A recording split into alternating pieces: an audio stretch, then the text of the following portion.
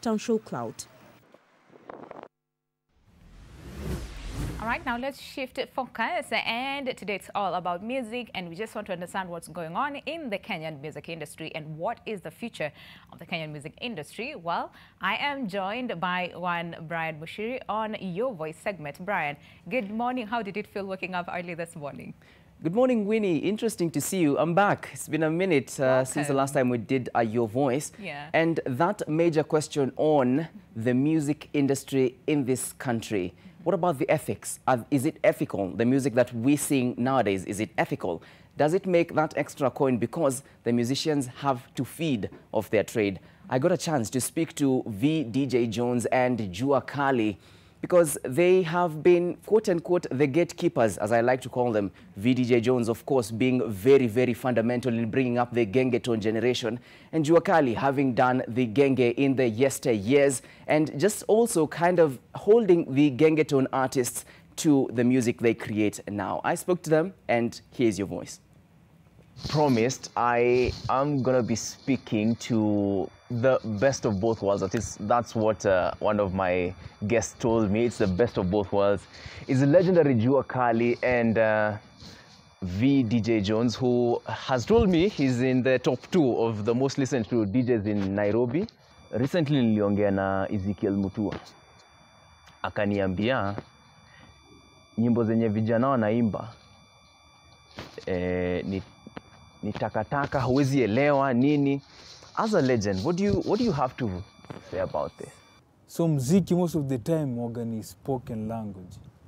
Na spoken language unapata ile kitu popular watu ongea. Hata in any country, US waongeaga slang. Unaona? Ni vile ni kizungu tu, but ni version tu ya Sheng. Ni vile Sheng ni Kiswahili.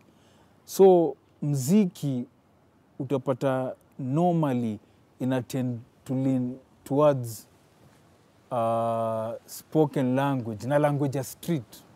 Unanipata? So hawezi avoid hiyo kitu. Hiyo ngoma iko na hidden message, ndio. The same way gengetone iko na hidden message, ni vile guys are busy wanataka kufichua nini tunasema.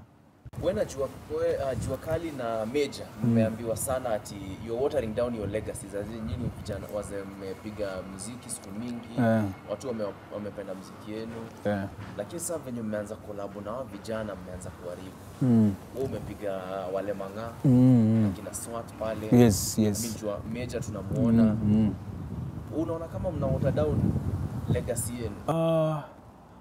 Unajua kama legacy ngiko na kuja hapo kwa ofisi napewa mnanipatia milioni kila year ya kuprotect legacy yangu.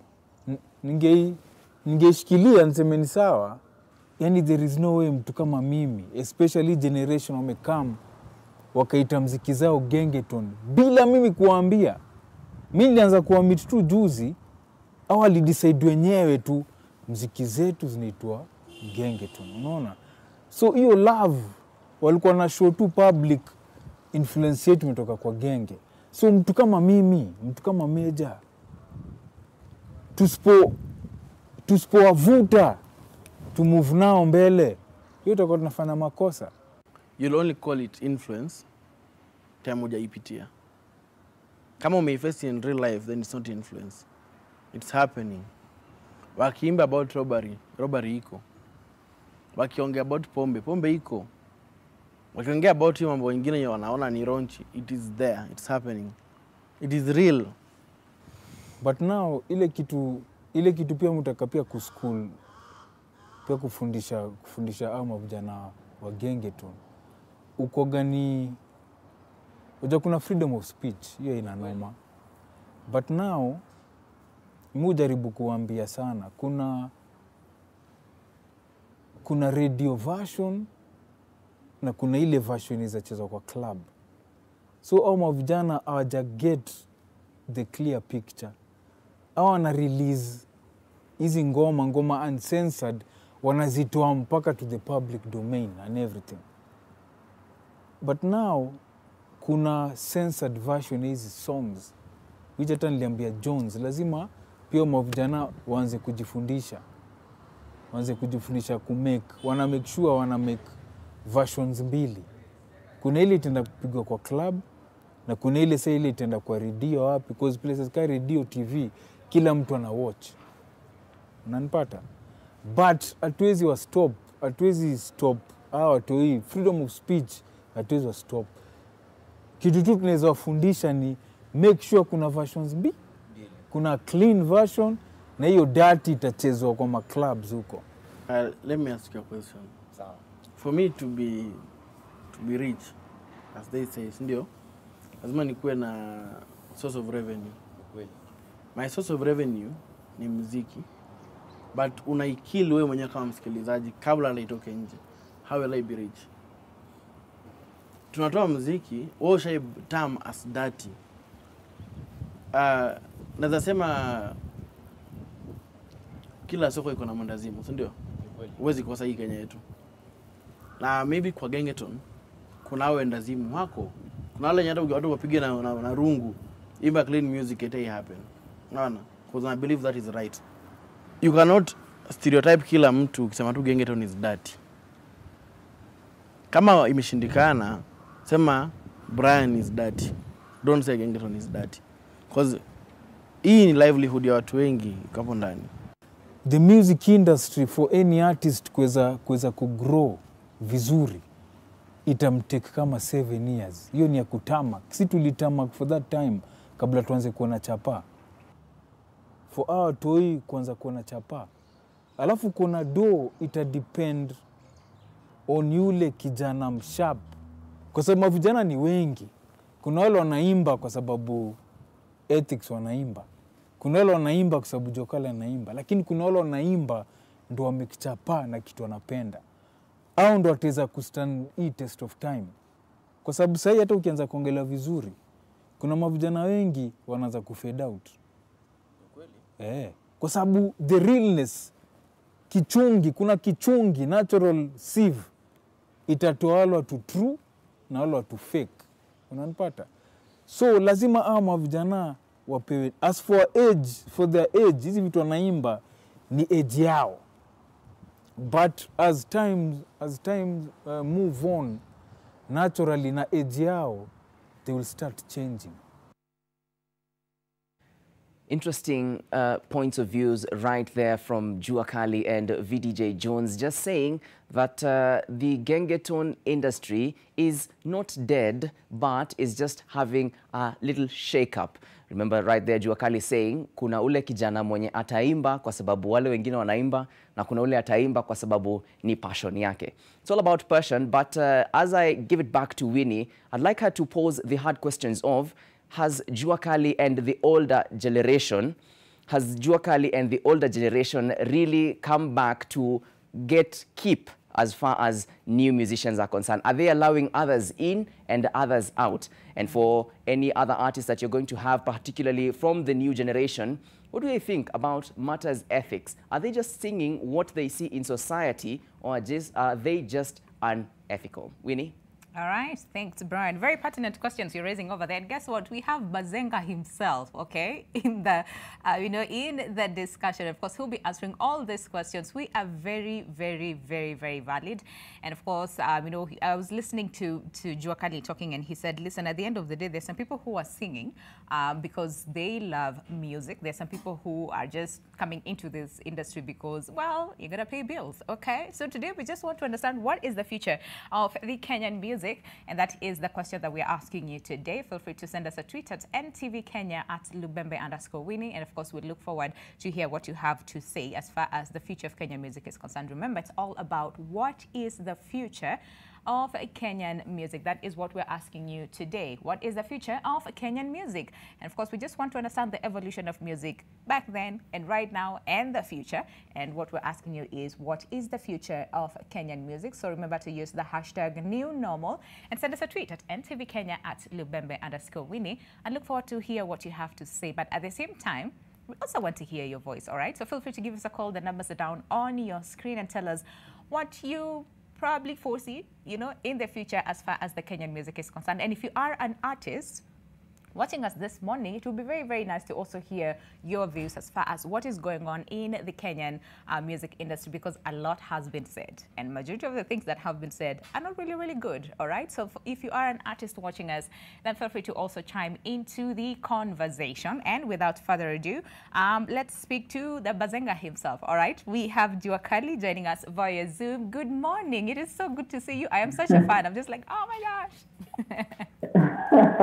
Good morning. Good morning. Good morning. Thank you for having me. And thank you very much for honoring our call and, you know, agreeing to just talk about the Kenyan music industry and the direction that it is taking. So, tunasema asante sana for joining us and waking up early as well. Yeah. And we also have Grace Muthui, who is an artist, an upcoming artist, if I must say. Good morning. It's so good to see you. You look lovely this morning. And what time did you wake up? You know, a lot of people are like, waking up in the morning. At around 4:30. 4:30. Yeah. All right. It's good. It's good, right? Yeah. Feel good to wake up that early. Yeah. It's actually Gigi. Yeah. Yeah. Not Grace Muto. It's Gigi. All right. Yeah. Okay.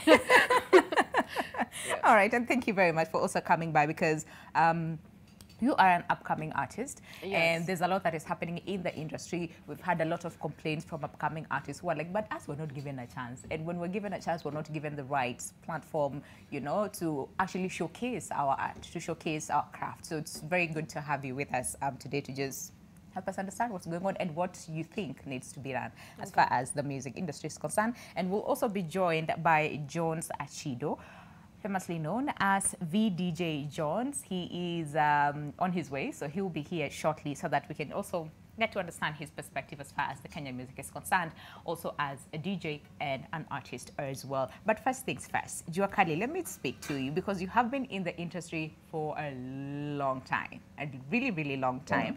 And it's so good to see that you are still standing, because there's so many who probably started with and decided to venture into so many other things, but you are still here. And like Brian said, you are among the gatekeepers, okay? So let's just take a look at the evolution of the music industry.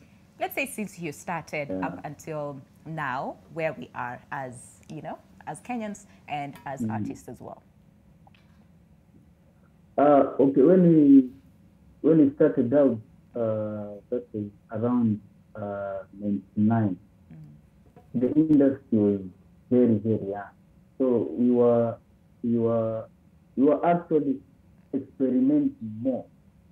But we're trying to figure out what can work, what sound can work at that time. So we came up with the sound, again the sound, which basically is a street sound where we use mostly chant to communicate. The language is no. So Clément, the producer, we cooked up a sound. So at that time there was no internet. So we used to use other avenues to push our music. You see, these days, guys are posting their pictures on Instagram. Those days, we used to make physical posters. Then you give out to our fans when you go to perform. That was our Instagram at that time. We used to take our music to clubs, literally. Take to clubs. We used to have those compact discs, in short CDs. We used to take to clubs physically. So if you get maybe in town, there are like maybe 40 clubs. You have to go, and that was on a weekend, maybe on a Friday or Saturday. We used to take our CDs physically to the day. Give one DJ, introduce yourself, make a Jokali. This is my new song, Napatia. Then you go to another club, Mini Jokali, based on Young Bumpia, then you give them. You also need to give our music to Matatu. Because Matatu, we felt like they are walking billboards, walking advertising tool. So we used to give out to also Matatu. We used to stand at stage. Tunasoma kwa stage ya namba 9 ama namba 4. Matriki mama tunajintroduce anyale jamani Jokali based on Young Bumpia. and they put the CDs in a changer, put on a CD changer, and you had to confirm wameweka kwa CD changer, they play alafu tunawaacha wanaenda. Matatu ingine inakuja tunafanya hivyo. But now with internet, vitu now zitaanza kuchange. Now you can put your poster on Instagram and black it out, kila mtu anaona. YouTube imekuja, now you put your music on YouTube, unatumia ma-DJ kwa mail. Ma-DJ way back walikuwa wanakuja kwa studio kupick up our music. They used to come to the studio tunawapatia. But these days, you just send them for mail. So those are the differences back then and now. Are you saying that the current artists now are having it a little bit easier as compared to, back then where, like you said, you had to physically take your music to the studio, you had to actually take it to the DJs themselves, you had to, nasimama kwa stage ya matatu ambia watu, niko na CD ndio hii, this is my music. Yes. All right. Yani, they're having the easiest time. Because imagine you just post a song and literally a few minutes kuna mtu yuko Canada huko juu anajua, oh, Jokali has a new song. Those days our songs used to take maybe 2-3 months kufika places like US. But US wajue, oh, kuna song mpya kali. Now it's just a click away. So it's easier. It's easier for artists now. Very, very easy. DJs don't have to come to the studios to pick a music. Huh? They just send them for mail and they hear songs. Yeah. So it's easier for them now. Yeah, but you see, even the fact that it is easier for them, a lot of artists are still complaining that we do not have a chance. Our music is not played enough when it comes to either the clubs or whatever it is. Like the platform is not open enough for them, in as much as they have it a little bit easier as compared to you guys. And there's a lot of people who are saying, listen, Kenyan artists are just lazy. Okay, you are a legend. You have been in this industry for a very long time. Does this sentiment really, really irk you in a way? I would say, with my history, it's really hard for someone to say Jokali is lazy. But it's easy for someone to say Kenyan artists are lazy because they're putting us all in one box. But if you pick someone like Wiley is at work. Pick someone like Nameless is at work. So if you go with individuals, the narrative is changed. But it's easy to put everyone in one box. But I'll say this: the more things change, the more they remain the same. Back in the day, we didn't have so many platforms to push our music. So what used to happen is this: we had to release very good songs, which the media could not avoid. So the work starts at the studio. When the artist picks a pen, that's where the work starts. So even now, the artists have to put in work for guys to listen. It's not given you are Kenyan, so someone has to listen to you because you're Kenyan. The sound has to be right, the lyrics has to be right. So the work starts with the pen. When you pick the pen, that's where the work starts. So any artist, you have to dig deep in your heart. To do it as user, you have to dig deep in your heart. You have to stand out. Because you are so many, you have to stand out. You have to get your own sound. You have to resonate with the fans. So the more things change, the more they need to change. So I'll also tell the artists, things are hard, but you have to do good songs. No one will avoid a good song. Yeah. I hear you. Very, very powerful words over there because, again, it's one of the sentiments, again, that Sanaipe Tande also said, listen, at the end of the day, it's not just what you put out there. You need to put out really good content so that you stop complaining that people are not playing your music and all those things. But let's speak to Grace, who is an upcoming artist. Grace, first of all, how long have you, when did you first of all jump into this industry? And what is your experience so far? I joined it in 2016. All right. When I was with Rico Gang. And I also used to do gengeton. I used to rap. So pretty much from 2016 to right now, yeah, 4 years. How many years is this? Yeah, 2016 all the way to 2022. It's around 5-6 years. 5-6 years, yeah. So yeah, I've been in that long for the industry. All right. Yeah. Question is, you said you used to rap. What happened? Did you change the genre of music, or did you decide to take like a different lane? Oh, so I wanted to try like something new, a new genre. So I chose to do Afrofusion. So yeah, that's what I'm working on. I'm actually working on an EP right now. Yeah.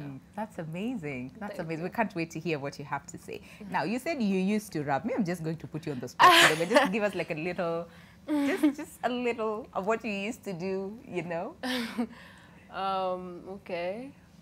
There's this song called Jegi. Okay. And it used to say, Kani Jegi, Mindio Pedi, si. Oh my God, I can't even I can't remember the lyrics. It's been a while, huh? It's been a while, it's been a while. But I can say like, I actually didn't know that I could rap until I joined Rico, and I was like, oh, so I can rap. Yeah. And then I became good at it, and I was like, okay. Okay. I can sing and I can rap, so I think that's a double, so. Yeah. Yeah. Okay. So how has been your experience so far? Because we've had a lot of upcoming artists who are complaining and saying, listen, we're not given a chance to showcase our craft. And yet, like you said, you started rapping, you realized, hiya, kumbe, I am really, really good. Kumbe, I can rap and I can sing at the same time. So just take us through your experience as far as getting into the industry, maybe getting opportunities to showcase your craft. How has it been for you? I can say that when we released a single called Kimonyoski, it went really well. And then when people started saying, Gengeton is all dirty and all. So the views just went down and we were like, okay, what is happening, Yeah. So I feel like it was a bit tough considering it was like a new genre coming on and like everyone was just trying it. So even we did a song called Lingala and Sheng where we didn't even put any dirty lyrics. But that didn't sell like the way songs with, dirty lyrics sell. So we were like, okay, so what are we supposed to do, like dirty lyrics so that people can listen to us, Because everyone was like, change your content, change your content. All right. So the moment we change our content, there are very few people who listen to songs. Yeah. So it was a bit tough, but we just hung on there. Yeah. Yeah. So did you then finally manage to get that balance? Because again, like Jokali is saying, Sanaipe as well said the same, and they have been in the industry for a very long time. Yeah. They've tested it all right? Just to understand what makes a really good content. Because like Jokali said, it's not just about the beats. Anybody can do it, but you have to make sure the sound is good, the beat is good, the content as well is good. But then listening to you, it's like there's a bit of a double standard, right? Yeah. Where it is, you're seeing something that has like a lot of dirty, raunchy words in it. Yeah. People love it. But then again, on the other end, they also don't like it, okay? And then you sing something that is clean content, they're like, no, you need to change your content. So then, have you managed to strike a balance, and what is that balance to you as an artist? Because at the end of the day, like you said, you need to sell your music. Yeah, for me, I can say yes. I have stricken a balance. And I think when I went solo, I realized that I have so much potential and that I can put it out in another form of music, which is not gengeton. So for me, I can say yes, I did get a balance, yes. All right, and Jokali, I'm throwing this again back to you, and especially when it comes to the rise as far as Gengeton is concerned, listening to, the content that is there, and even the videos. When you look at the videos, some of the videos are like, whew, okay. Do we need to watch the videos like these? Just listen to the song and not watching the video at the same time. Again, what do you have to say, especially when it comes to content and what is put in the music and what somewhat it like glorifies? What do you say? I mean, what is your observation, having been in this industry and, like I said, tried it all, seen it all, managed to find your balance? Okay. With music, especially the artists really fight for guys to listen to the lyrics. So when you realize guys are not listening, you can use shock value, what you call shock value, just to shock you, so you can listen. So that's okay. You can use shock value. But now, you can't do it for long. A joke, you can't tell a joke for long. You tell it once, there's laugh, then you move on. So the shock value of Genge from the top.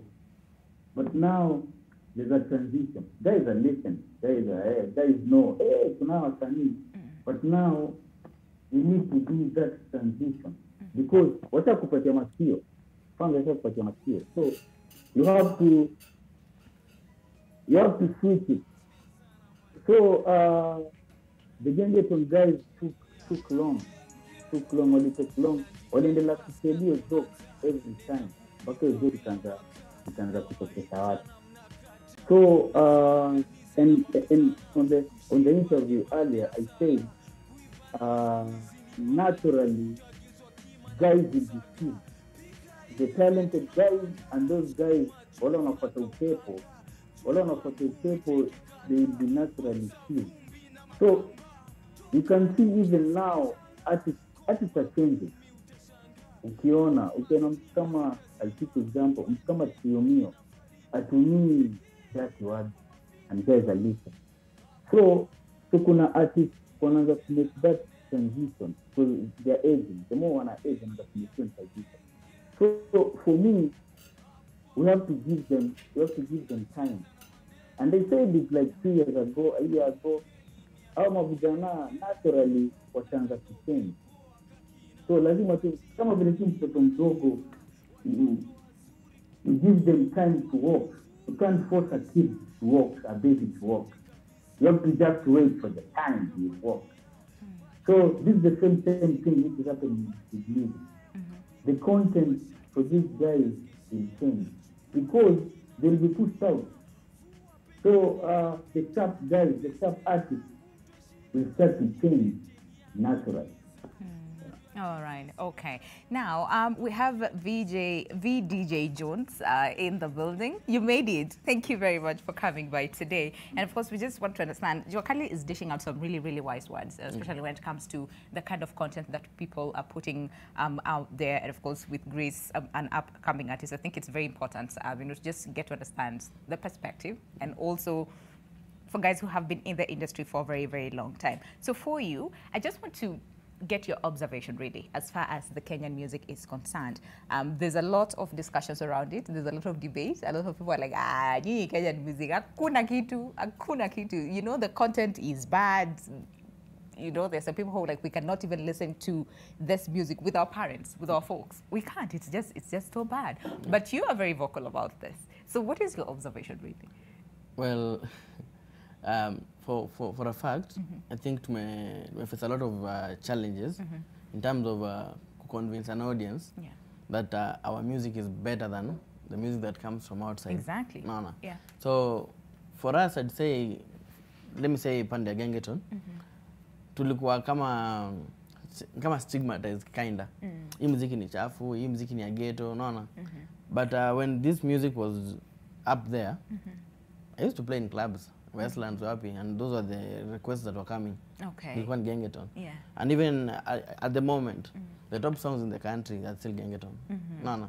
So I just think it's just time people embrace Okay. The Kenyan sound. Yeah. Yeah. And you know, Jokali actually said this. He said, listen, as time goes by, things also change. And it's important to also be mindful to also change with the times. But, there's a but. He said, but at the end of the day, you have to make sure that the content is really, really good. So what you're saying is that there's a bit of like a double standard, like, you know, I was asking Grace earlier on, where some people are like, yeah, we really, really like it. When we go to the club, this is the songs that we want to hear. But then when we get out of the club, we're like, we can't listen to this song. Yeah. Sure. Okay, so then when it comes to striking that balance and making sure that then we sing songs that are good, so that, because at the end of the day, it's all about the audience. You want to have the audience listen to your music and not just listen to it once and then that's it. You want to have an audience that will listen to your music over and over and over and over and over again. And you cannot please everybody, right? But then again, to get the majority of the audience, what exactly do they want? Well, the much I've learned as a DJ, trying to make everyone happy is a very big problem. Yes. So I'd say for the artists that were in the game, they all know the challenges that we faced. So if the backlash was maybe from the videos, I think it is time now. I say change videos, or change the lyrics, and I think that's where we are headed. Okay. Yeah, for sure. Me, I can say this year we're going to be back. Okay. Yeah, that's for sure. Okay. What if we were going to be back, like bigger and better, or as we're just going to do our craft? It's either since a time people embrace what is here now, because we're not from like the 90s and the 80s. You know what I used to say, the getting it unemployed people. Let's say if you take the top 5 groups, Ethic, Chungulo, and the rest, that's like 30 to 40 people who will be jobless if they didn't have the music. So instead of people who stereotype hii mziki ni mbaya, yes. Yeah, I think it's nile tu wase wapeane support, wase wapeane corrections, but for me nimeamua. I'll take the cross. Hey, okay, all right. DJ Jones is like, listen, it is what it is. Okay, so we're taking a short break, but of course, when we come back, we want to understand there's a lot of, and especially last year, and I think 2020, so many music were actually banned, you know, for being played. And we'd also want to understand what do you feel about that, because like he said again, this time, let's just embrace.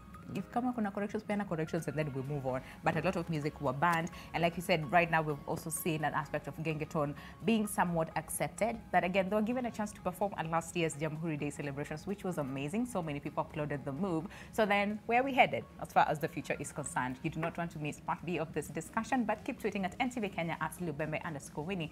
We'll be sampling your views as far as the future of Kenyan music is concerned. Stay with us. This is Your World.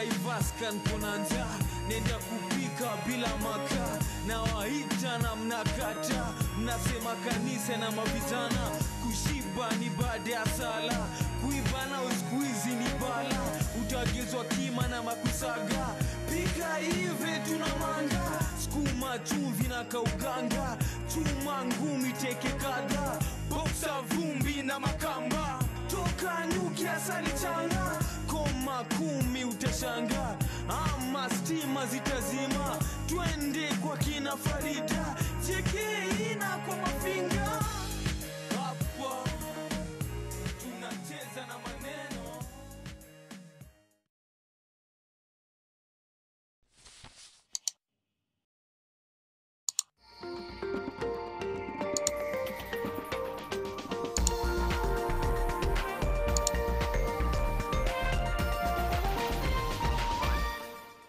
Did you know that cancer is one of the leading causes of deaths in Kenya? You no longer have to travel outside the country, as KUTRRH is changing the face of cancer through their new Integrated Molecular Imaging Center, IMIC, the first ever in a public hospital in the region. That includes state-of-the-art equipment for the early diagnosis. This includes the PET CT scan machine and SPECT CT scan machine, and the only cyclotron in a public hospital in Kenya and the region. KUTRRH is dedicated to quality patient-centered care and also offers a number of different specialized services. Visit KUTRRH now to see how they're setting the standard of healthcare in Kenya. It will now take 36 hours to transport cargo from the port of Mombasa to Malaba. The reduced transit times now mean customers will receive their cargo much faster. You shall enjoy affordable rates from $860 for a 20-foot container. It is safe to say we are right on track.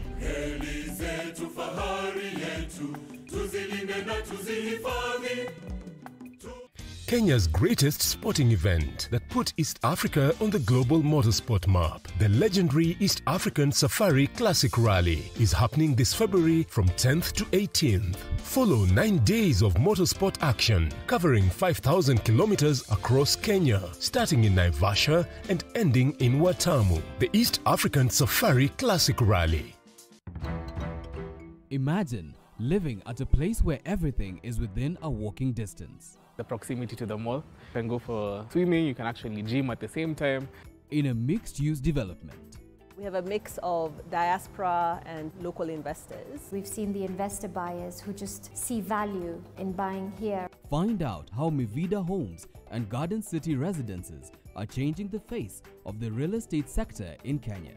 It's an awesome location. Also this week, we have around 300 members. Kenya Community International Church in Seattle, Washington State. This Saturday at 7:30 p.m. on NTV.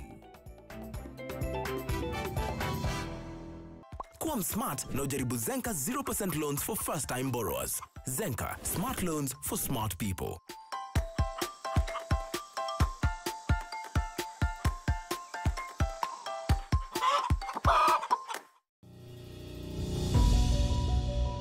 Lifestyle Estate is a development company that we develop housing, mostly housing for residential use. And we've been at it for the last almost 10 years now.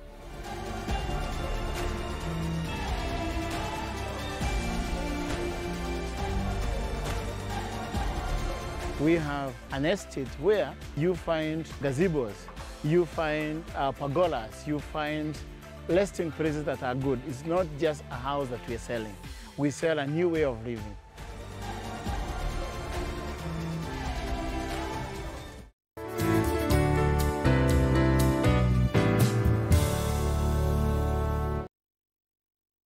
Get an 8-acre plot at a limited offer price which starts from 198,000 shillings only. Join us for our open day on the 5th of February 2022.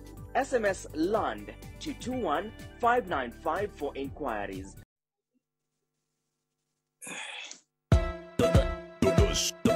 The superstar VDJ Jones. Follow him on Facebook and Instagram at VDJ Jones. Nani amekunoki zaidi kunishinde, ukiniita kila siku naitika. Unakumbuka pale nilikuona mara kwanza, nilikuwa 5 years hapo Kejani na brother. Follow him on all social media at VDJ Jones. Now hear this. Nani amekunoki zaidi kunishinde, ukiniita kila siku naitika. Unakumbuka pale nilikuona mara kwanza, nilikuwa 5 years hapo Kejani na brother. Nilikuchukua nikakuingiza kwa tape, nikakusikizia nikasema we ni noma, neza kana wewe. Ebu songa, neza cheza na wewe. Game yoyote utafikiria, ukikatika mimi nakunganishia. Umepona sasa, jisikizie mashini kisonge kunimbie.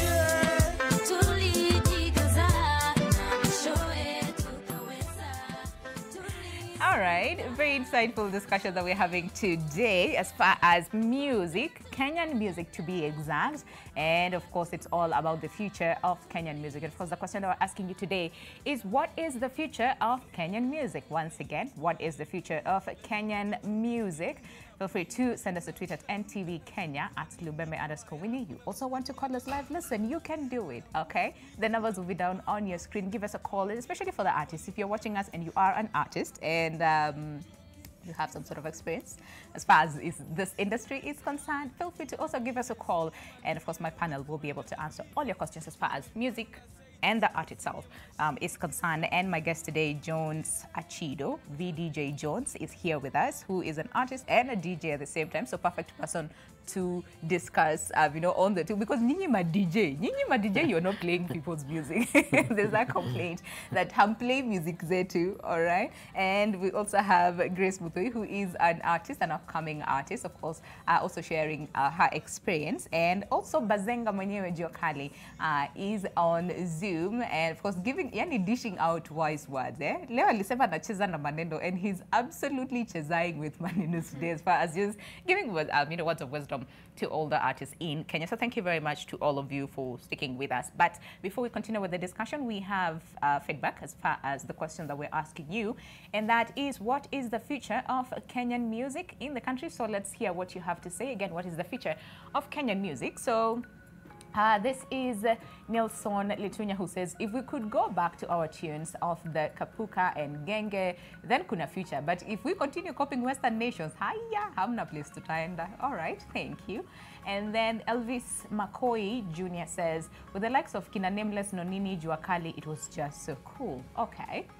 And then let's hear what someone else has to say. Honorable Wakaboni says, I can't imagine my 6-year-old daughter singing Leta Pombe, Kila mtu akona pombe. Okay. Then again, anaanza eti nimekuja na mbaba.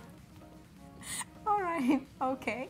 And then Ezra Cheriot says, seems to be in distress. The government needs to boost them. Okay. Very valid point over there. And then someone else says, Hilary Lunga, he says, if umekuja na mubaba are the kind of music that are left, then there is no need of listening to the so-called gengeton.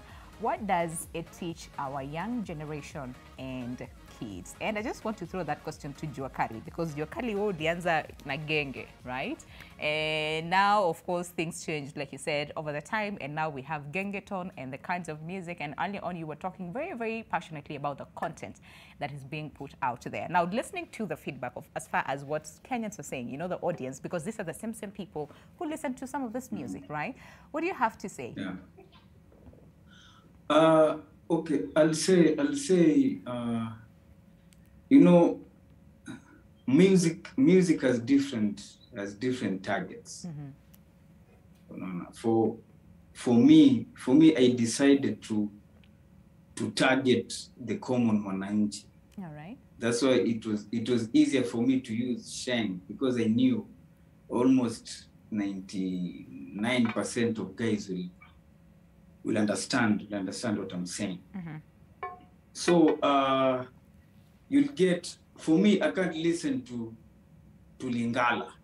You see, Lingala, that's not it's not targeted for me. Okay. Yeah, it doesn't speak to me. So you'll get there's some few guys who have not grown up in the hood. They don't understand the language. So the best thing they can say, mi hiyo kitu sipendi, hiyo kitu siko na nini. But ukienda kwa ground, wale watu wame grow up kwa hood, they understand the language. Wanaelewa kwa nini ukijana anaimba hivi. So hao watu wa mtaani, those are the target. Na hao utawapata online. You'll never get them on. Wale watu wanapenda hizi mziki, you'll never get them online. Wale watu wana attend our shows, you'll never get them online. Wale watu hawakujagi shows, they can't even pay 200 kuja kuona msanii. Those are the guys online wanateta. But if you love this music, naturally, you'll not complain. So pia, artists need to understand, mtu ananibash, ashai kudata show yangu. Mtu hajawai kuda show. You see, so it also depends. What I'm just trying to say is this. Artists need to be very sharp who they listen to, now who they don't listen to. You have to be really sharp. But all in all, you also need to your content needs to go with your age. Zinafaa kuambatana na age yako. Ukianza kuingia 25, 26, naturally hizo words mbaya mbaya you need to kwanza kuzitoatoa. Alafu as I said earlier kwa hiyo interview imechezwa, there are radio edits. Those guys who came up with the rules. Kuna hii sticker moja imeandikwa parental advisory. Unaona, the moment unaona hiyo sticker, ule mtu apendi kusikiza those songs, he won't press play. But kuna guys who don't mind. So kuna radio edits which artists need to work on. Those are clean songs. They're the same song, but they're clean songs. So what you do is change the dirty words. Use a similar meaning, your word, but a cleaner word. Then you redo the verse. So your verse is clean, which can be played kwa TV, kwa radio. All right. Alafu sasa hii version nyingine inaweza chezwa sasa kwa ma clubs wapi. But so easy ni industry's standards which wasanii need to understand. There's a clean version and there's a dirty version. All right. The reason it works that way kwa sababu kuna freedom of speech. Hawezi fungia artist kwa box. True. Because we are creative. We are creative people. That's true. That's true. We're really creative. Unaona? So if you dig deeper to the words, utapata they are funny. Unaona? Yani kuna watu they just hear the words wanakasirika. But if you listen well, utapata most of the words they're just funny. Ni vile tu they need to be two versions of the song. Yeah. This is where an artist needs to put in the work. Just make sure that fine, you want your music to be played, but make sure at least kuna like a clean version ile can be played anywhere. All right. And also there's other one. So I like that, understanding your target. And I want to hear this from you, Grace, in terms of, again, as an artist, and again, Jokali said this very, very well, that, listen, we are creatives. You cannot lock us in a box and say, listen, sasa, where we're Grace from today henceforth, I want you to sing about Jesus. And you do not deviate from that, okay?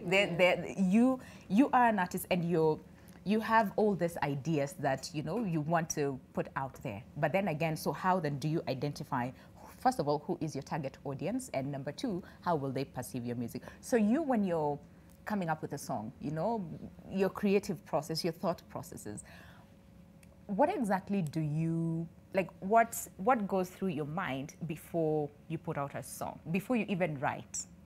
Forget even the studio and everything else. When it comes to not even what inspires you, I don't know if you understand my question, is what goes through your mind when you're coming up with, let's say, lyrics, to a particular song? Is it based on the things that probably you see on a day-to-day basis? Is it what you feel? You sometimes umekasirika na ex, and you decide to say all those words to the ex or something like that. So what exactly goes through, what is your thought process like? I can say it varies. So sometimes I can just be in a good vibe and I'm like, okay, today I'm gonna write a song because I feel like I'm happy, so I'm gonna write a happy song. And then sometimes I can just be like, let me just try and spice it up a bit, Okay. Let me write about some romance or the way this guy made me feel or something like that. So I can say it varies. I can't say I have a specific time that I can just write, because that's being a creative. It just comes. You can just be just chilling and you're like, wow, okay, I can do this. And then you can just write it down. Yeah. So, yeah. Okay. All right. But then again, before we went for break, we were having this conversation about what is being put out there. And especially when it comes to the videos, of the music that we're putting it out there. And saying the fact that some of these music videos, whoo, a person's behind is literally on your face, right? Yeah. And you're like, so... what happens, And I understand, you're creatives, you want to sing about those things, but there's some people who might ask, see, we have eyes, see, we have ears, see, we have mouths, can we sing about those and not just particular features of a person's body? VDJ Jones. Well, the music, kuna inapataga maybe kuna I'd say inspiration. Yeah. For, where the artists wengine walikuwa na look up to. Naona. And Gengeton was like dancehall music. Yeah. So it was more of Jamaican dancehall. Yeah. Because unaona Jamaican music iko characterized mostly na club bangers and all that. Yes. So Gengeton was just coming from that direction. But wase wali copy the videos so much. I'd say it's a mistake yenye ilikuja when the Gengeton was starting. Yes, siwezi feature hiyo part, but it happened. Then on the way, wase wakaanza kurealize it's not just about YouTube.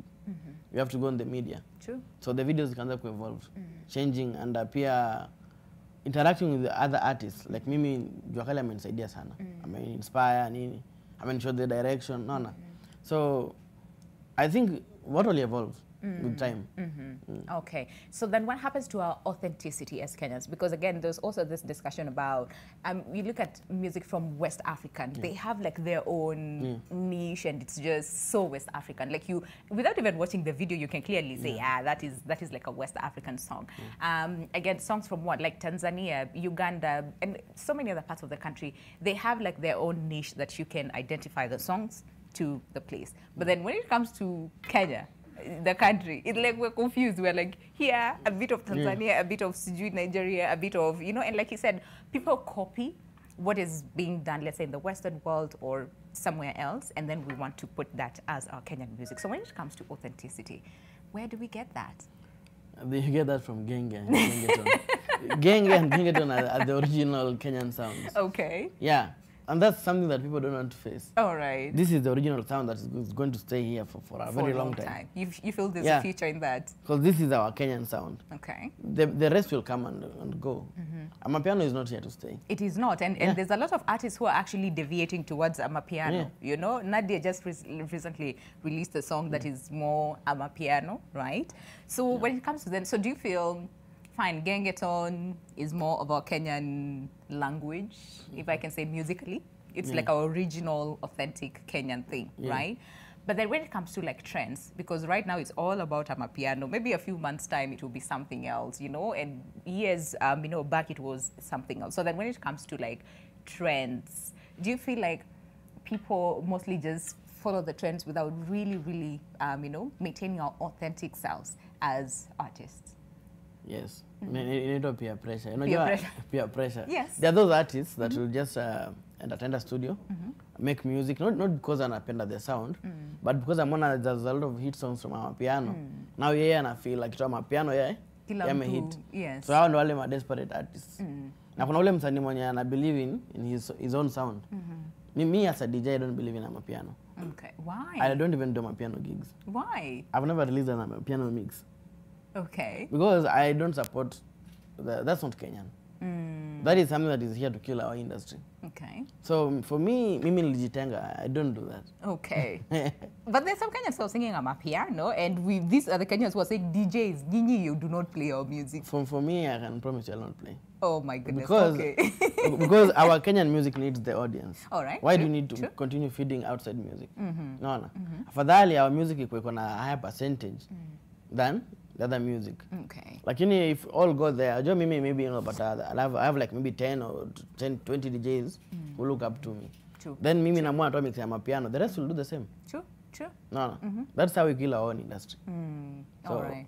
We are all worst enemies. Okay. All right. Now, and Jokali, I want to bring you in as far as then following the trends. And earlier on, you talked about there's some people who really are artists, that is, you know, musicians, right? Because they really, really love this. But then again, there's some who are like, see, we need to pay bills. And see, music is easy, quote unquote. And others are like, say, have a mouth. See, as long as you can open your mouth, you can sing. They now jump into the industry and just sing and put out, you know, whatever they put out. So when it comes to then following the trends and infiltrating the industry, do you feel we have a lot of this? Because, I mean, we've seen socialites jumping into the industry and putting out their music. Yes. Thank you for the question. Thank you for that question. You know, the music industry. So there's a huge percentage of artists who are treating the music industry as a get-rich-quick scheme. Unaona, na sita I will not mince my words. Sitaogopa kusema.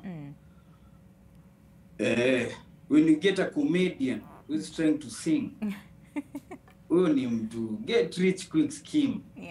Ule mtu ana any experience, mtu tu anaamka socialite from nowhere, ati anajifanya musician. Get rich quick scheme. Unaona, hiyo ndio kitu ingine inatu affect. Unaona, kwa sababu as John said, yeye atakufa na hii kitu. We need more ambassadors. Kwa sababu unajua guys have jumped to amapiano. They don't even know the history of amapiano. Watu wamerukia tu kama wave, and it's really wrong for any artist kurukia hiyo wave. If you have, unaona, kama uko na stand yako, kama mimi my stand is genge, I cannot jump into amapiano. But for me, kama a music lover pia, najua the history of amapiano. Amapiano was championed by two DJs. DJs tu kama DJ Jones tu hapa. There's DJ Maforisa and DJ Kabza Dismol. Those are the guys, they are DJs and they are also producers. They really championed this amapiano. They were producing at the same time wanatoka kwa studio with the songs wenda kucheza kwa club. For so long, amapiano was bubbling. Mpaka pole pole ikaanza kukuja juu. So ikaanza kutoka outside South Africa because they championed it from within. So hiyo ndio kitu Jones anajaribu kufanya, which sadly so many DJs are not doing. Unapata DJ, he's a reggae ambassador. Seriously, wewe ni Kenya, unaenda US to play reggae music. Are you okay? These DJs are killing our music from within. They are not championing. We don't have ambassadors. You see? So that's also another issue. So from the socialites getting rich quick schemes to the DJs, when we start, it's all mental. When we start supporting hii kitu from within, tutaanza make changes from within. Ma DJ wakianza pia hao kwanza kuja kwa studio, yani they are into it. Vitu tutaanza kuchange. Artists wataanza naturally wataanza kuchange kwa sababu wanaona we are getting all this support. Okay, so then where do you strike a balance, Jokali? Because I totally hear you, and I totally hear VDJ Jones in terms of, listen, let's support our own, from the DJs to the producers to the artists themselves, and us as an audience, we need to support our own. But sasa pia, there's also this other end where, number one, I need to pay my bills, right? And you're so passionate about, you know, this get rich quick scheme, which again, like you're saying, it's killing the industry. But then again, so where do you strike the balance in terms of, fine, it's good, let's support our own, but also because Kenyans, we're very diverse in terms of what we like to hear, what we love to, what we can relate to. There's some people who really love reggae, and for instance, we do not have like a lot of reggae artists in the, if anything, do we have a reggae artist? Like mtu anaimba purely reggae. I've not had many of them. So you might find that we have like very few artists who are singing or producing music that is more of like, you know, reggae or these other things like R&B. Yes, I know we have those ones. We have artists who are full on, you know, on soul music. So someone might be like, but we do not have enough, so that I have enough content to play, for instance, as a DJ. So then what do you do in that instance? You see, everything starts from within. Everything, the support starts from within. So I just picked reggae DJs because they are ambassadors. I was just saying we don't have Kenyan ambassadors who are ambassadors. Who are full on we don't have yes, we don't have DJs who are ambassadors. There are very few who are ambassadors, because if someone from Europe comes to you, maybe you're playing in France and you're playing reggae. So this white guy naturally atasema huyu DJ, huyu ni DJ wa Jamaica. We'll just say that. But akikuja akuongeleshe, yes, hey, but where are you from? Alafu useme, I'm from Kenya. Yeah. Mzungu atashtuka, he'll be like, eh? You're from Kenya? What is going on? Yeah. Kwani uchezi mziki za Kenya ziko wapi? Unaona, so which I'm saying that kusema tu hivi. Artists are very, very sensitive. Si not too sensitive kwa sababu we create. Imagine we create something, then you give it to the world to judge. Unaona, so they can judge. Wanaweza judge waseme ni mbaya, wanaweza judge waseme ni fit.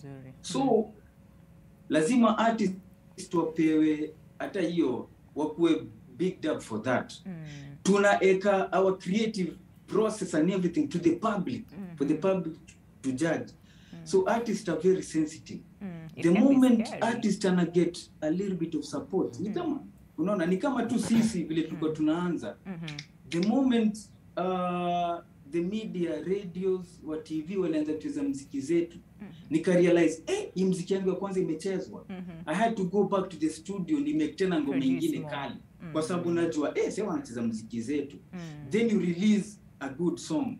From that good song inachezwa tena inakupatia motisha kurudi kwa studio. Kwa sababu that sensitivity. But the moment una smash mtu, unampiga chini. Artists wengi they don't have that thick skin, back off. Yeah. Yes. Yeah, and do you feel that is why we have like one hit wonders? You know, there's some people who wamekuja waka produce hit song, Come on, this artist for taka. We don't know where he went to, right? So and I'd want DJ Jones to respond to this in terms of then what usually happens that we find mtu ana produce a really, really good song. Although that's not for, it was a bit controversial, but you know, it is what it is, like DJ Jones said, right? So in terms of then, ana produce hit song and then disappears completely. Nobody knows ameenda wapi, anatafutwa, nobody completely hears, from them. But before you answer that, Grace, as an artist, I would say, yes, you've been here for some time, but do you feel that you've received this kind of support that you as an artist wants? Because, there's a difference between what you want versus what you get, right? So that kind of support. And Jokali is very, very, focused on support. Let's support our own. Let's support our artists and all those things. What does support mean to you, first of all, as an artist? And would you say you have received that kind of support that you want? I can say for me, I'd say like I want, if it's 1,000 fans that are loyal to me, I want those 1,000 fans. And even when when an event calls me and they're like, hey, we want an event for you, and this is what we're gonna pay you, and I'm like, I have 1,000 fans that I know are gonna come there. So the 1,000 fans that I have, you're gonna multiply by that, and that's gonna be what you're gonna give me. So I feel like I haven't reached there yet. Okay. But I am getting there. You're getting there. Yeah. So what is it that you feel you need to do to get there, according to you? To me, pretty much release, be consistent. I have very good music, so that one is a pass. So pretty much just be consistent and marketing. Okay. Yeah. We'll talk about marketing after the break because we need to take a break in just a moment. But with DJ Jones, do you feel you can answer that in a very short time because we have a lot of feedback that we need to go through before we go on a break? Yeah. Well, making a hit song, no one was born making hits. True. And I don't think there's someone, anajivunia that this song kitoa ni hit song. Ni hit, yeah. Hit songs ni kama kubahatisha. Mungu ndo anatupatia hit song. No. True. But some artists batali make one hit song, to make another one becomes a problem. Oh, yes. You know, the moment you have a hit song, matching up to that standard is not the so pressure easy. is too high. So wengine wana succumb to that pressure and they feel, I miss you easy. Yeah, we've seen a lot of artists giving up. Yeah. Is it because then we judge them too harshly, let's say as an audience, in terms of where if you do not match up, then we cancel you? You know the problem comes with when ngoma yako imehit kwa pale nje. what are expectations? Yeah. Oh, yes. You have 1 million views, you should be driving a car, you should be having millions in your account. In your account. Some people don't understand how this thing works. True, no. true. So that's the challenge you know, face, the pressure. Then I feel like, this is too much. Yeah. And also we'll talk about mental health among artists. Again, because we've seen a lot of artists who just come out and say, listen, I was depressed at some point. I was dealing with like anxiety. I was dealing with this. And others sadly die by suicide. All right. So we'll focus on that after this break. But for now, let's take a look at the feedback so far as the question that we ask you today. And it's all about what is the future of Kenyan music. Once again, what is the future of Kenyan music? Let's get to see what you had to say. And we have at Sitaki_Ujinga. Wow, okay, what a name. Says, just business. Very few artists sing reality that most of us are facing, okay? Someone else says, this is Kibet Keter, says Kenyan music will be dancing naked in the name of educating people. Okay, we talked about this earlier on.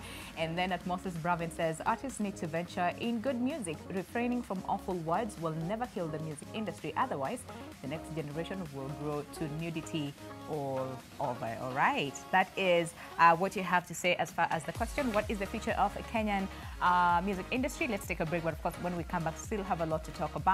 And also sample your feedback. So keep tweeting, or if you want to call, then do so. See you after the short break. Kenya mzima tunaifungua, Uganda na Bongo tulishazichukua. Miaka 9 ni mingi sana, walike kwa ruhusa waambie tunaoana. Pete nazo tunavishana, tunapa tutaachana. Akili ni nywele, kila mtu na yake, mdomo ulimi na kupiga mate. Isafari mpaka kilele, sauti yangu na kupa milele. Naona best yako redio yuko hapa, TV na mapresenta wote waimbie.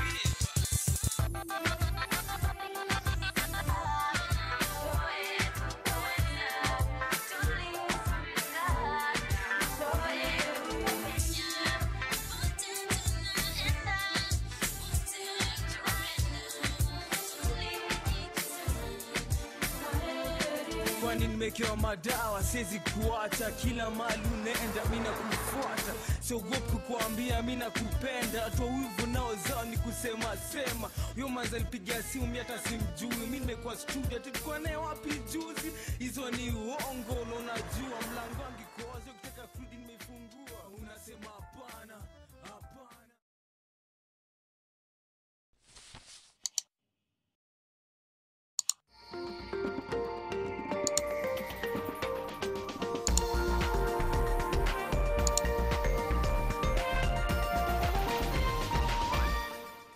Subscribe to Classic Bouquet on aerial decoder for 899 shillings or Smart Bouquet on satellite for only 999 shillings, or you can watch on the Star Times On app. Star Times, home of the Africa Cup of Nations 2020. News from Molfix. Let's see what they're developing right now.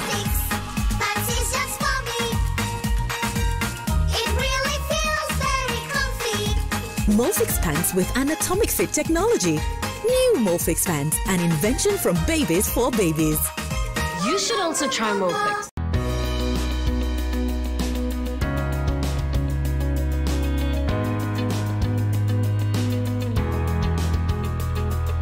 Did you know that cancer is one of the leading causes of deaths in Kenya? You no longer have to travel outside the country, as KUTRRH is changing the face of cancer through their new Integrated Molecular Imaging Center, IMIC, the first ever in a public hospital in the region that includes state-of-the-art equipment for the early diagnosis.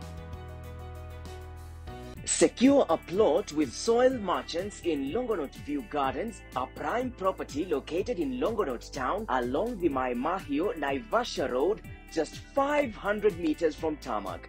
Its close proximity to the SGR station, the dry port with availability of water, electricity, schools and health facilities makes it one of the most sought-after properties in Kenya. Get an 8-acre plot at a limited offer price which starts from 198,000 shillings only. Join us for our open day on the 5th of February 2022. SMS LAND to 21595 for inquiries. Don't miss out on this great investment opportunity. Burger just for 6. Did you say 6? Fungua app. Ding dong, Yomo.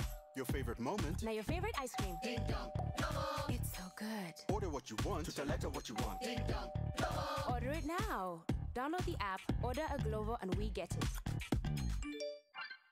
Ding dong, Yomo.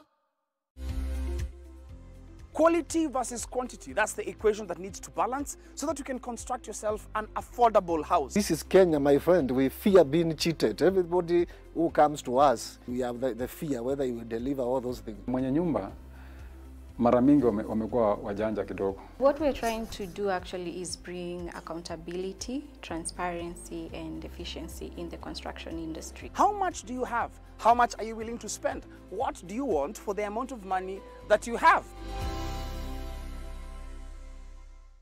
Kuwa smart na ujaribu Zenka 0% loans for first-time borrowers. Zenka, smart loans for smart people.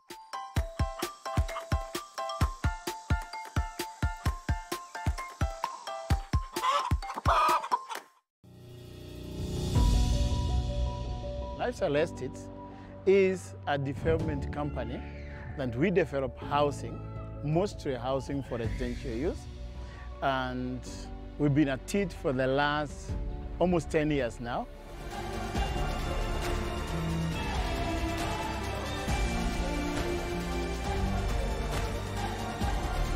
We have an estate where you find gazebos, you find pergolas, you find resting places that are good. It's not just a house that we're selling. We sell a new way of living.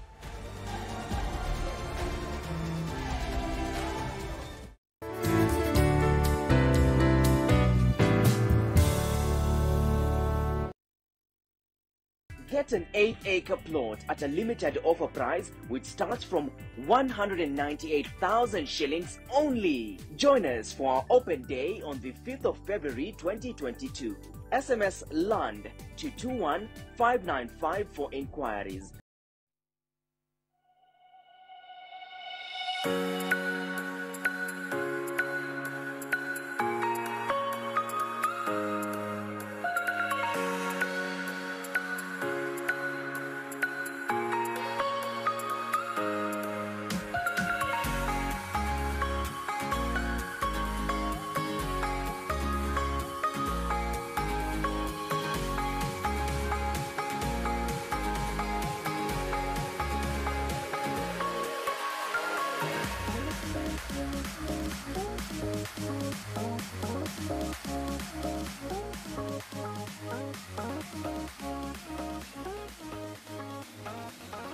All right, welcome back. Glad you're still with us. And if you're just joining us, we are on the last phase of the show. Time has really flown by.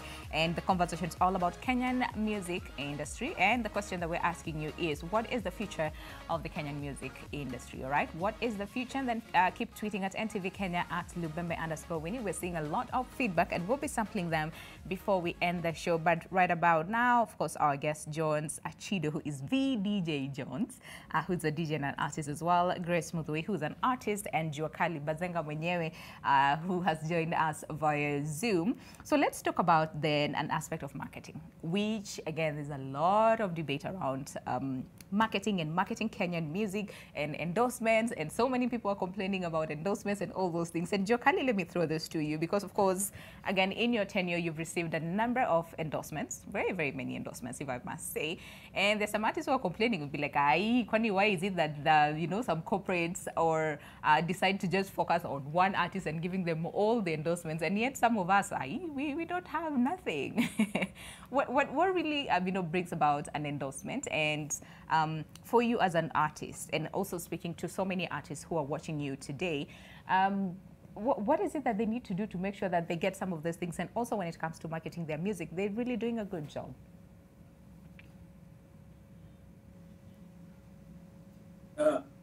Okay, in terms of marketing, the music industry is like any other industry. It needs investors. Lazima kuwe na investors. Lazima pesa iekelewe. Ni the same thing tuna vile unasikia the sugar industry, watu waliiba pesa. The moment pesa ilitolewa from the sugar industry, hiyo industry inakufa. So it's the same thing. Lazima industry yetu iekewe pesa. That's the only way artists watakuwa na nguvu ya kumarket their music. Because marketing ni pesa. It needs money. True. To reach out to your audience, you need money. Yeah. So most of the time, ukiangalia hizi industry za nje, ukiangalia Nigerian industry, ukiangalia ya US, hizi ma record label ni investors wameekelea pesa the artist. Ukiambia mtu kama Rihanna atoe 1 million na shoot video yake, atakwambia wewe wacha mchezo. Haizi toa hiyo pesa. But kuna watu wameka hiyo pesa, then they recoup back. They invest, alafu wana get back. But most of the time, hapa Kenya tunatumia do yetu. And there's so much you can do na pesa yako kwa mfuko. Hata politicians watumia gido zao. Wao upataga watu from somewhere wanawapatia chapa. Ndio wanaweza kucampaign. So sisi hapa Kenya industry yetu haina chapa. That's the issue. That's hiyo ndio issue. So you can't market your songs. Hauna pesa kushoot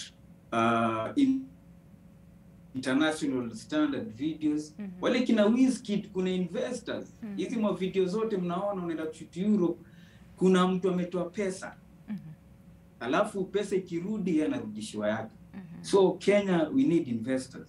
In terms of endorsements and everything, mimi endorsements zangu zilianza kukuja after 7-10 years ndio nilianza kuona. Ndio the corporate world walianza kuni Jokali.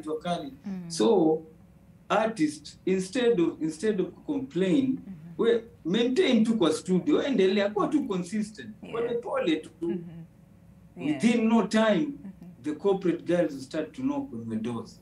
They will knock. If you're consistent, I guarantee you they will knock. Hawezi tu muziki mbili we expect watu wa safari kama kupigia simu. It doesn't work that. Yeah. All right. So put in work. Yeah.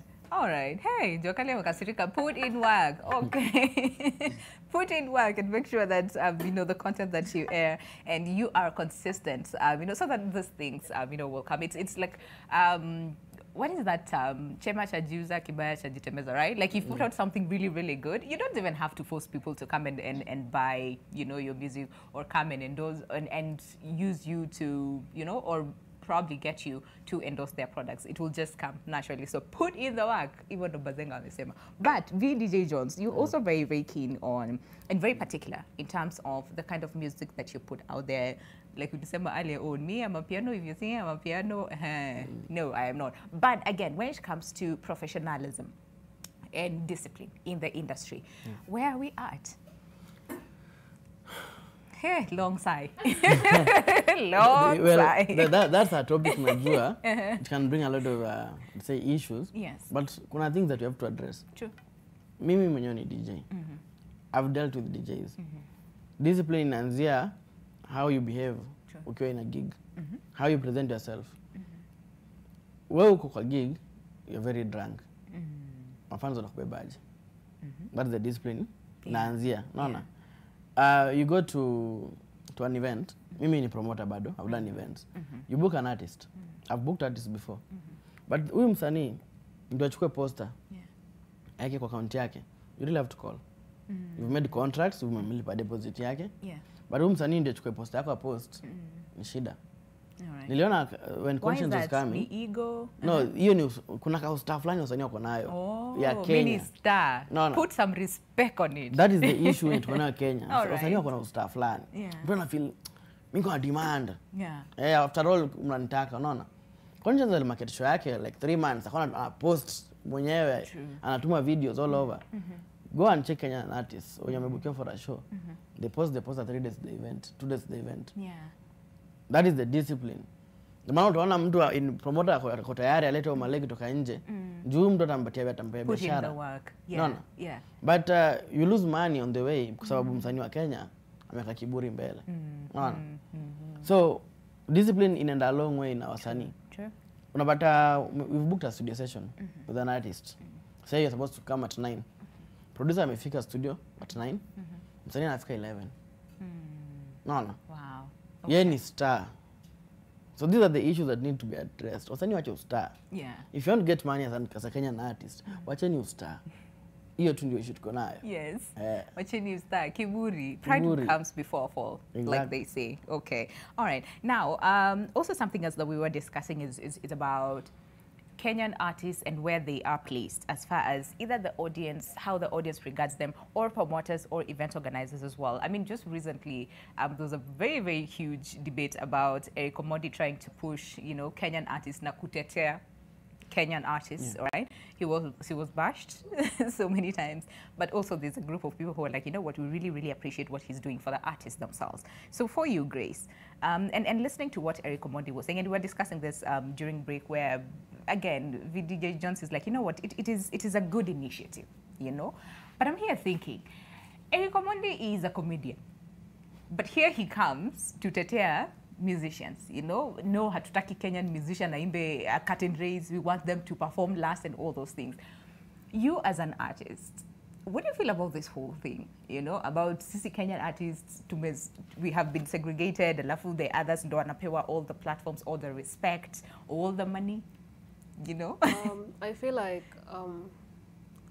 Kenya iko na wasanii wengi that they're so good, you know, and considering when Jokali alisema like we have to tutoe doze zetu, you know, to do our music, to do marketing, and that's a whole lot of money.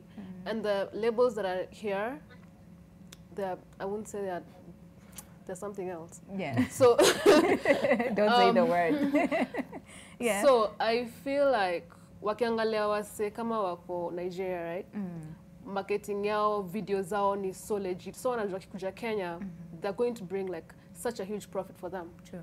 So, and also the artists that are brought ni venye tu wale wamezoea kuletwa and something like that. So I feel like if there is a way that investors wanaweza kuja together and they market Kenyan content and maybe show artists, develop them in a disciplined way and create content, because to be honest, ukiangalia videos in Nigeria, they're so good. They are. And really when you check even the storyline, as in it's something everything else. Makes sense. Yes. If that makes sense, yeah. Yeah, so I feel like for Kenya ni juu hata quality yetu iko too down except for some. Kuna wale wenye ya iko juu. But for sisi wenye tuko huku down, we have to really work hard. Yeah. Yeah. So then as an upcoming artist, and Jokali also said this, as far as we need investors to come in, right? Yeah. But some would say, fine, so, and especially for upcoming artists who's like, you domeanza too, nobody knows you, nobody knows what you can do, nobody knows like your skills, how talented, let's say, you are. So then what do you feel needs to be done, especially as an upcoming artist, so that you attract these investors? Because again, investor couple make biashara, right? They want to make profit out of whatever it is that they're investing in. So then what do you need to do as an artist to make sure that ata utaki kupiga kelele, the investor will just come? Atajileta tu yeye mwenyewe. Be consistent and create good music. Yeah. Yeah. All right. Now, for this generation who are here, I feel like good music is somewhat relative, right? Because someone might be like, music about specific parts of the body is good to me. And others will be like, we're a partner, where you got work to do, right? So VDJ Jones, for you who's been here, you and Jokali are doing amazing, you know, as far as just helping this young artist to find their path, find their way, right? I want you to speak to them in terms of what makes a very good music that will sell itself. That comes to what I said earlier. And let me speak on my Gengeton nation. Yes. Yeah, we're in Team Gengeton. You know you're a nation, tuko wengi. Yes. Well, tumepigwa, acha nikuwe part of this. Tumepigwa vita about the lyrics, the videos, and all that. This time round, when we coming back, pale tulikuwa, let's make better. Tuachane na dirty lyrics, tuachane na dirty videos, tuachane na all that. Then we'll get business. At the end of the day, it's all about business. Business, yeah. Yeah. And you're here to make money at the end of the day. Now, Jokali, there's also this thing, cartels, promoters, like rogue promoters in the industry, and event organizers. VDJ, just because only someone an event organizer, I'll come back to you, okay? But when it comes to, again, this whole aspect of just promoting and making sure that, you know, first of all, the artists get the platform, they get the money that they deserve for their art, and you know how talented they are. There's a lot of cry among so many artists who are like, kuna cartel, kuna tu nini hapa katikati who are running the business and making sure that so many artists, there's some who get really good pay for what they deserve, but others wanavutiwa chini, you know, they're not being paid according to what they deserve. To cartels, watafanyiwa nini?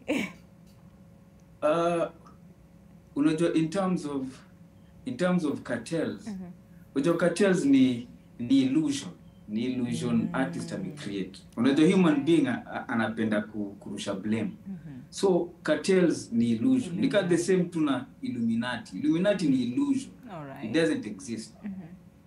So the only way, nitarudia tu tena, the only way msanii ataweza ku reap benefits ya job yake ni hard work yake. Anyone can see your hard work, your consistency. Una release good songs at which rate? Unanipata? So if you want to reap kumake chapa from live performances, normally lazima ukuwe na mziki 3, mziki 4, at least to perform for like 30 minutes per stage. But ni hard sana uite msanii kuna mziki moja. Msanii kuna mziki moja utalipwa pia pesa ya mziki moja. Huwezi lipwa 200,000 for one song. You can't be paid 300,000 for one song. You have to be patient, you have to be consistent. Tuendelea tu kutoa muziki. Guys are watching, watu waoni, the corporate wanaona, mafans wanaona, mapromoters wanaona. Toa muziki ya kwanza, poa. Muziki ya pili, poa. By the time una muziki ya 5 ya 6, hata if you ask for 1 million, you'll be given. But you can't be given 1 million for one song. It doesn't work that way. That's true. That is true. Yeah. There's also something that you said earlier on, which I feel should, and especially the current generation, should really, really learn from. And that is, it took like 7 years, 10 years for you to start getting these endorsements. Lakini sasa kuna like this generation where mimi nimetoa muziki leo, it is a hit song and I expect all these people to come at my beck and call, right? So when it comes to like this patience and making sure that you release something that is really, really good, because someone might look at you and think, Jokali has been in this industry for a long, long time, right? What do you do to make sure that you remain relevant? Because I've seen artists who have been here for a very long time. Like you said earlier on, you move with the wave, you know, the times are changing, and so, you know, artists should also change. So when it comes to then remaining relevant and making sure that you stay consistent and do not lose your values as an artist and what you stand for as an artist, right? What do you think has made you stay relevant for this long and still people can resonate with you? It doesn't matter from what generation. They can still resonate with what Jokali releases, the kind of music Jokali does. What is it? What is it? Give us the secret. Yes, secret is very, very simple. Okay. I sing, I rap the way you talk. So it's easy for you to sing along.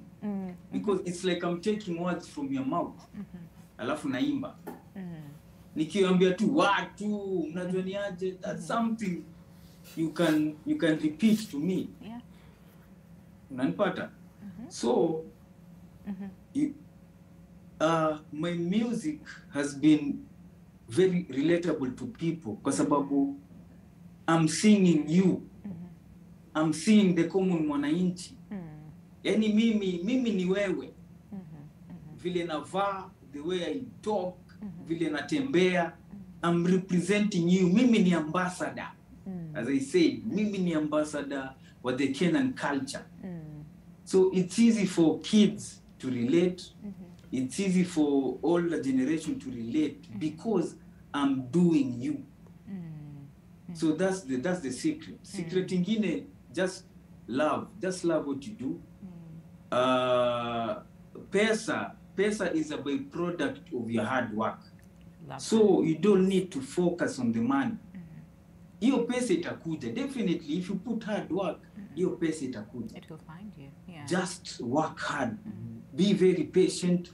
Kuwa na team, kuwa na familia wala ku patient. Kwa sababu unajua pia family zetu wana make mistake. Unatoa mziki moja wana expect walete 1 million kwa nyumba. It doesn't work that way. Yeah. Lazima pia wase wako very very patient, wajue hii kitu ina take time, ina take almost 7 years for wewe kuanza ku reap the benefits. So guys have to be really patient. Mimi yani nimekuwa na watu wamekuwa patient na mimi, kina Clemo, my fellow artists wale nimewaka nao karibu, my parents, my brothers, my siblings wamekuwa very patient na mimi. So they gave me the environment ya ku thrive. So artists need your environment as a could thrive. Pole pole tu.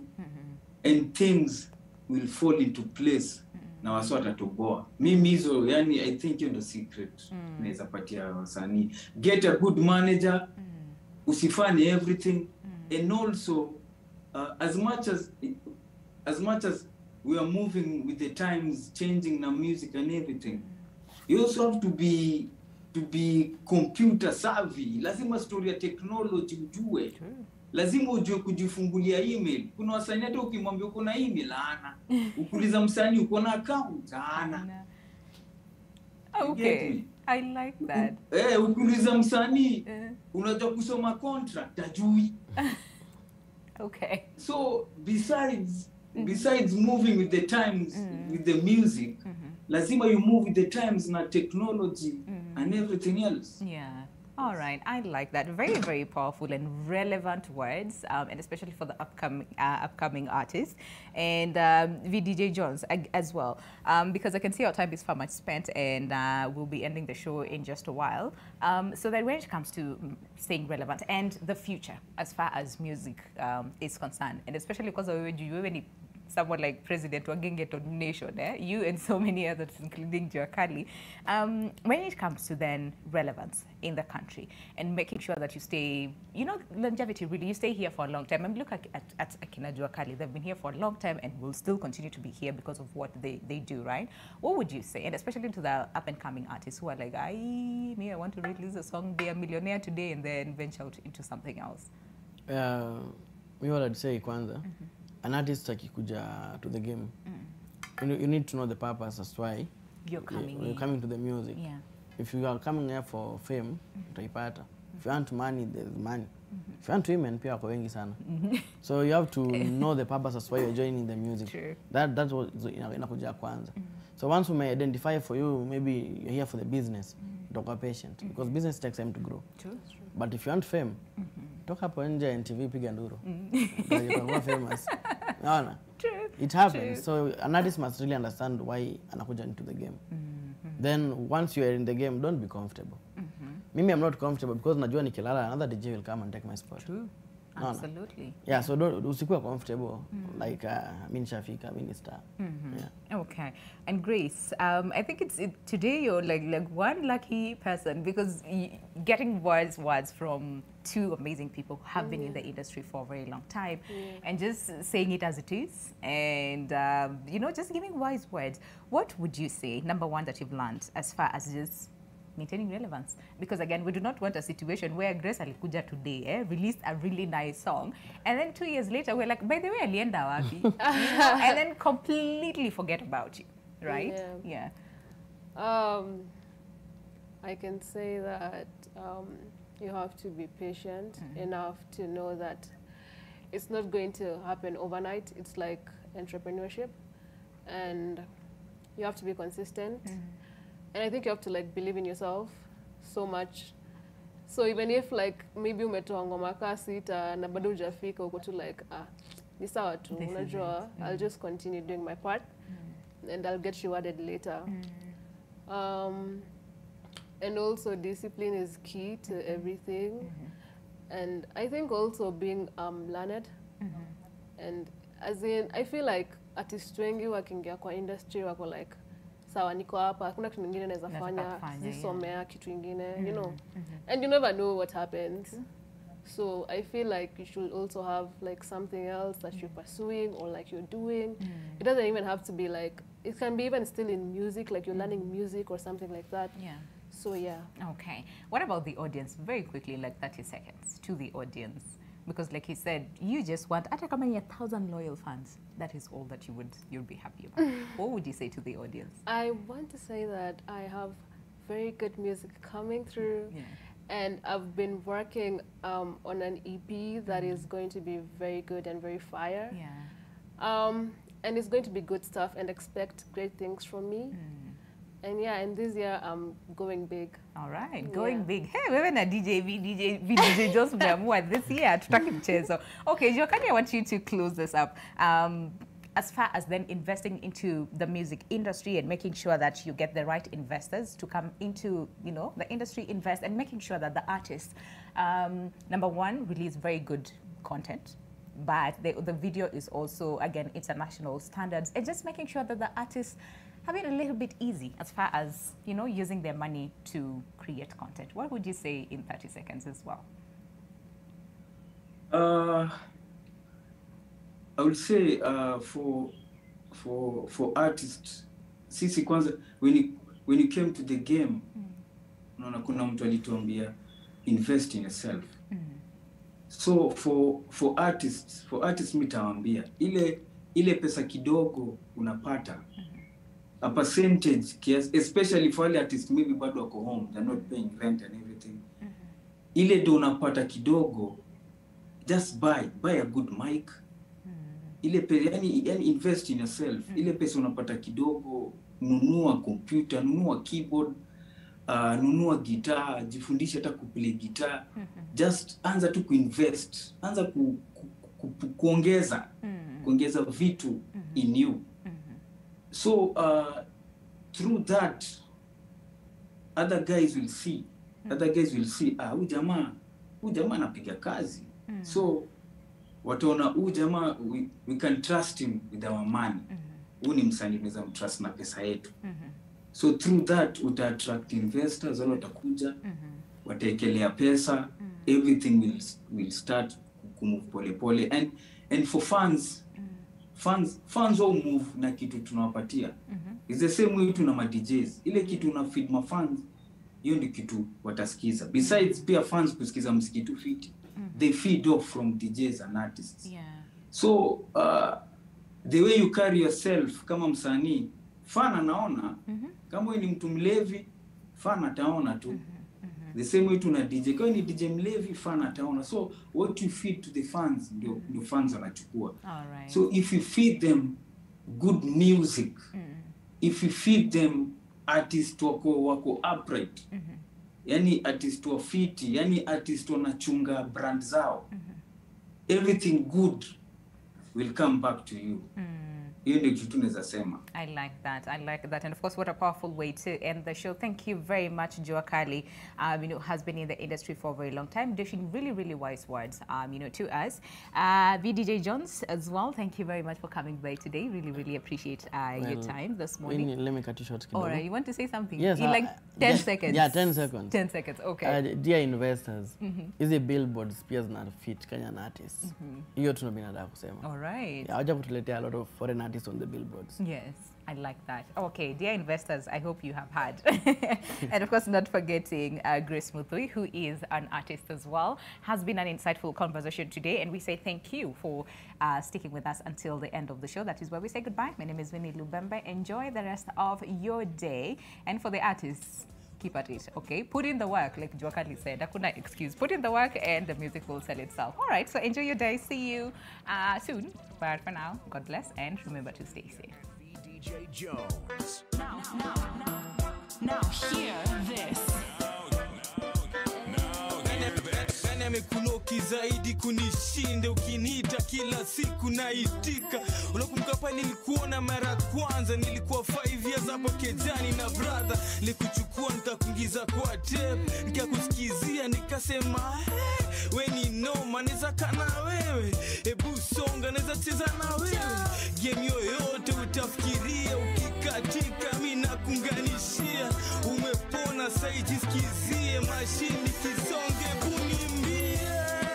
Tulijikaza na mwishowe tukaweza, tulisumbuka na mwishowe tukapenya, pote tunaenda wote watupenda, tulijikaza na mwishowe tutaweza. Naitwa LP, lazima njichunge sinidunge na pini, unaruka na zini kwa nini, dawa yako na kushikilia na shilingi, nona mbuzi squeeze unambamba na lugha mpya tinaitwa Lingala, kwa club na kusukuma utoki, ni saa 10 usiku bado uchoki, twende mtaani tutulie, stima ndio hiyo ni kuandalie, umenona sasa jisikize